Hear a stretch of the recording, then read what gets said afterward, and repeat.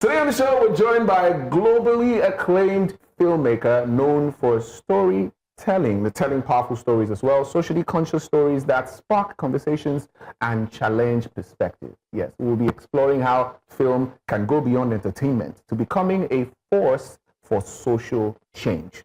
And joining us with a Take 3 welcome, ladies and gentlemen, Kachi Benson. You're like, yeah. Kachi, good to have you on the show. Good to have you on the show. Thanks, yes, we're happy to have you on Take 3. Yes, we are here. Yeah, it was an E-Central before. It was an E-Central before. It's a revamp. And it's a revamp. But the last time we talked about Madhu and the incredible work that they had done. Yes. Now I think let's go back to, telling socially conscious stories. At what point did that become important to you? Because I mean, you could tell any films. You could tell about any story. It could be love, it could be comedy, and those are raking box office numbers.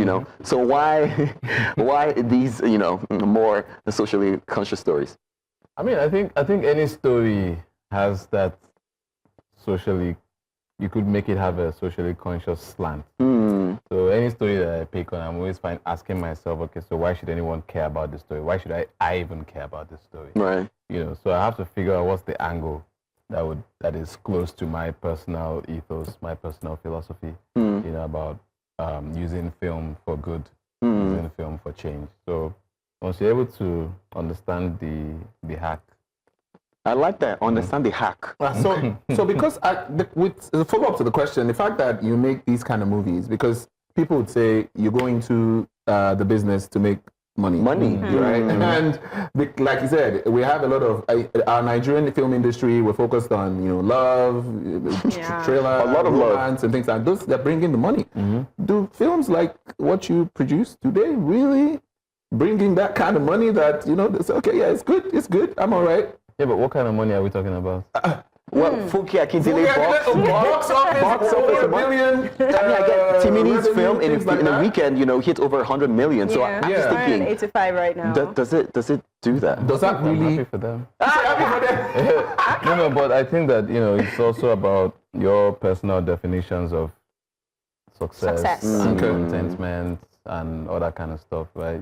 So I just wanna have a fairly decent life, leave an inheritance for my kids, just, be okay. I like that he said very decent, and he's any winning, like on any winning project, it seems more than decent to me. You know what's interesting about that is the fact that, okay, so you make a film that is supposed to be like, socially conscious and it's serious, whatever, but then it goes on to do that well. Right. You understand? So most times, I think, in my opinion, from my personal experience, it's about pursuing what's important, and then the other things will, I guess, naturally come along as part of it, and that, in a way, also elevates your value as a filmmaker as well, because now, okay, so when someone is talking to you as a filmmaker, or you won an Emmy, well, it kind of changes the conversations in terms of, okay, what you can charge for as a director and all that. So it kind of adds up in the end, just in the end, pursue what's important. It brings me to the Bible verse that seek ye first the kingdom of God and every other thing will be Wow, added unto you. I like that. I thought you were going to say that to Yoruba. Stop! I'll try later. She does? She does. Okay. But Kachi, can you maybe share a product of yours where you saw real world impacts, after the release? Oh, I mean, well, we know what happened with Madhu, and what's happening with the kid and how his life has really just transformed, from the streets of Ajangbadi to, the stage in England. That's great. My new film, Mothers of Chibok, is also one that I think is one of the best examples of how films can lead to change, because we've been working with the women and on their farms, their farmers, and seeing how we can collaborate with them to increase their yield, so that they can earn more, right? We have off-takers and people who are very excited to partner with them and take their produce, which is groundnuts, and transform them into finished products. So when we have the premiere, it's gonna be incredible. I don't want to spill the beans. We can't wait. It's gonna be you're gonna see stuff that's gonna really blow your mind. Oh wow, okay, we didn't know this was possible. Yeah. And that for me is what when you talk about real world change, where you can intentionally take a story of tragedy and turn it into a story of resilience and courage and hope that really inspires people. I think that's great, yeah. I want to add this because, I mean, this is incredible what you do. But at the same time, with everything, even when it's really good, there are challenges. What are some of the challenges, especially creating stories, for change that we're talking about? Are there more investors willing to invest in these sorts of stories as opposed to other stories? What are some of the challenges you've personally faced? Well, I mean, like in the beginning, so it tends to get easier. Okay.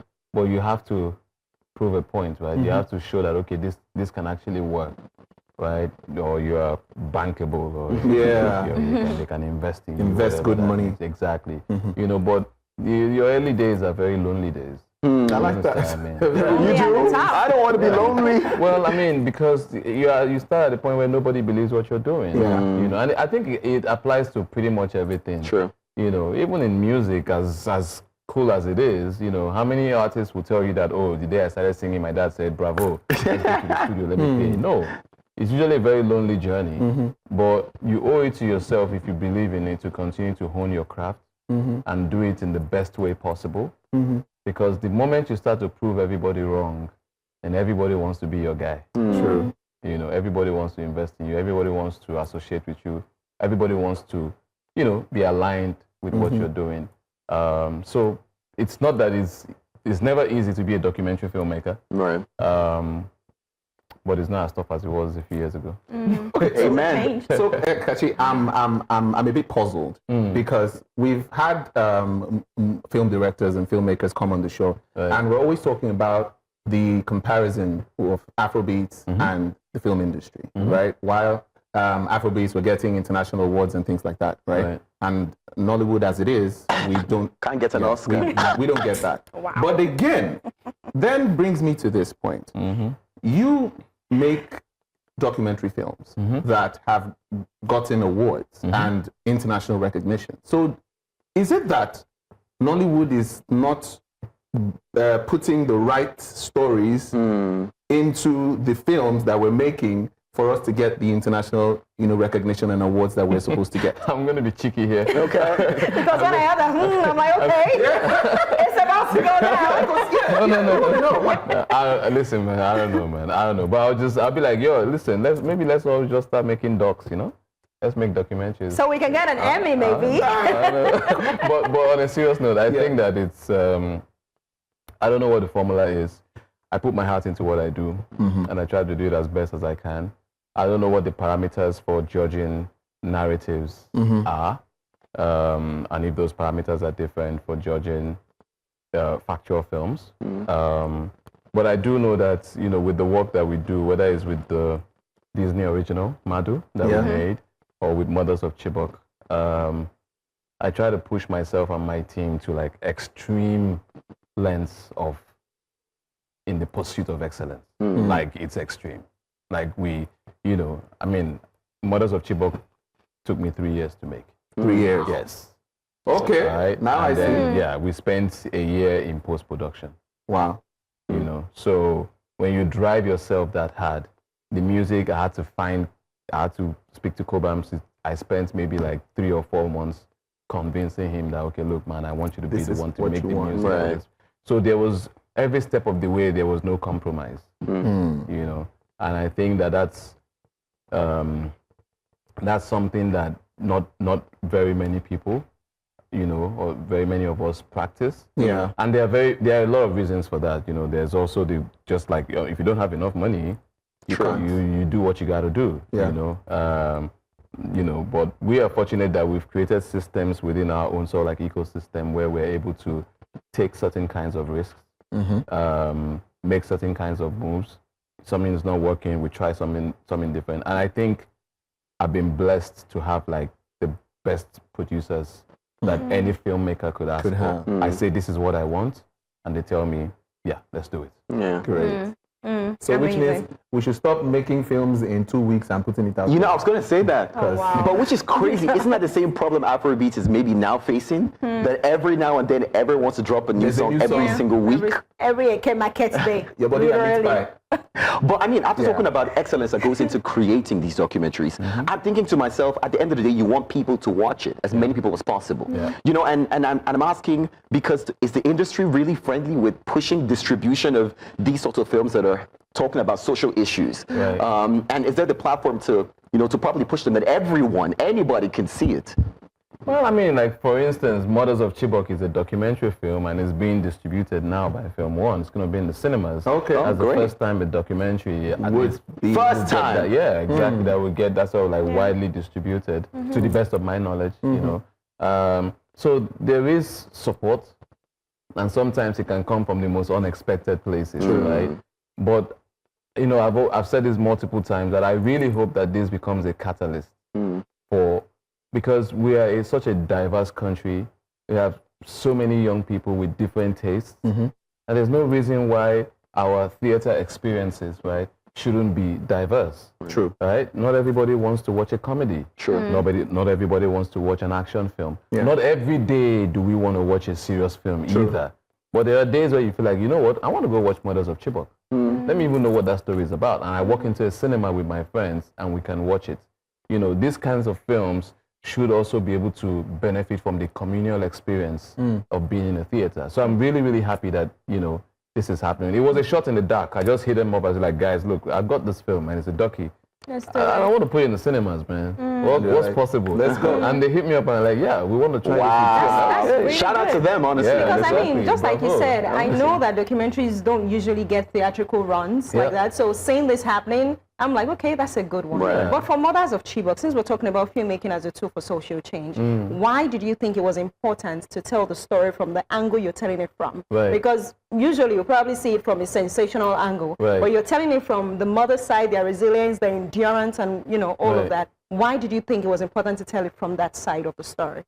Well, I think it's important to tell that side of the story because, you know, unfortunately, this is a community and a group of people, a group of mothers, humans, that have been reduced to a headline. You don't know them. You can't tell me anything about them. True. You understand what I mean? And I think that's a great disservice to a people who have lived with a trauma for over a decade, and we still don't know them. That's you know. So it was very important for me that we try to show these women for who they are, their totality, the totality of their experience. Think about this, you know, when Boko Haram, you know, in sort of like, I guess they say literal translation means, you know, Western education is forbidden, right? You would think that after their daughters were kidnapped, right, they would maybe stop sending their kids to school. But here's what's, you know, in the last 10 years, 12 years, they haven't stopped sending their kids to school. And nobody stopped. We're not telling that story. That's quiet defiance in the face of terror. And saying, I'm not going to back down. I'm not going to be broken. That's a story that dignifies them. So we're not saying we're ignoring the tragedy that happened or we're burying our heads in the sand, but we're saying, hey, look, there's more to these people than this. They're multidimensional beings. So this mono story that we've been telling for the last 12 years doesn't do anybody any good. True. Great stuff. You know, wow. Now I can't wait, actually. Honestly, I'm like, can we move it to tomorrow already? See it now because we got to be there at the premiere. Yes. You have I to. can't You wait have to see it now because of the angles. I'm gonna like you said, you asked a very important question. You said, do we know them? And we don't. We don't. Yeah, Really? exactly. You know, I want to maybe be a little silly because as much as we're excited to watch it, a part of my mind tells me, how can we get more people to want to see this? Besides the way that we always do, which is post dancing videos on Instagram. Everybody's doing BTS. Are you going to and I'm thinking, are we going to get them to dance along the first? You know, so would you dance to promote? So I'll tell you a funny story. This morning we're going to like a radio station for and then, you know, my assistant says to me, oh, I was trying to come out of the car and says, oh no, sir, wait 1 second. I'm like, what? He said, oh, the PR guy said that, you know, we should film you while you're coming out of the car. I'm like, what did you not tell him? What did you tell him that I was going to say? He said, I know you're going to say no. I said, okay, so why are you telling me about it? No like, dancing then. What do you mean? Look, different strokes for different folks. Who knows? Maybe one day. Maybe. I don't know what. I don't know what project that would be. And I would be dancing in a video to make people come watch. But I think that this is one of those. It's a story of it's joy, it's pain, it's resilience, it's also a lot of quiet reflection. So it's a different kind of story. Yeah. And what I always say is that, you know, if you're someone who's concerned about Nigeria, you know, who loves storytelling, and you're interested in wanting to find out what really happened, who are these people, who are these people that this thing happened to, right? If you're that kind of person, this is the kind of story for you. Yeah. And we're so glad that we got, you know, an amazing, I think the best decision, one of the best decisions that I made was to have Auntie Joke Silva come on board as an executive producer for the film. She's been like, you know, there's something about having a mother champion a film about mothers. Yes, it hits different. Do you get what I mean? That's a good one. And then also the film, like I said, it's about intentionality in anything you do. Yeah. So the film was edited by women. Yeah, it was intentional for me. And I had to make sure it was 2 mothers that edited the film. You know, because yes, as a man, I was given that privilege. They opened their hearts and their doors to me to come in.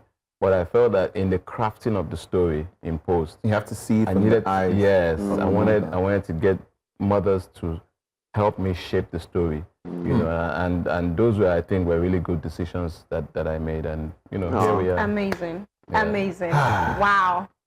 I can't wait. I really can't wait to see. But definitely, Kachi, we will definitely We will see again. Film. Sure. And maybe we'll figure out how we can get you guys Absolutely. tickets or whatever. Yes, please. I really want to know Thank these you. women. Like I said, do you know them? In my mind, And they'll be there live. Actually. There you have it. That makes it even I cooler. will be there like We'll be there live too. I want to add something else, maybe an Oscar award, you know, something big Listen, from this. man, the most important award is that we've done this for the women. They've seen the film. Great. And they told me, It was good. thank you Thank you. for Wow. portraying us with dignity. That for me, we're good. That is the Alright, the so, highest accolade you can get. Yeah. Great stuff. Thank Great you. stuff. Thank you, guys. All right, thank you, Kachi, for coming through, ladies and gentlemen. You see, when they say tough story that we packed, not the one that you shoot in 2 weeks, you're ready to put it outside. Let me cha. Don't But drag there's them. also there's a market for that. Oh, there So is. please, No guys, problem. you know. No Okay. problem.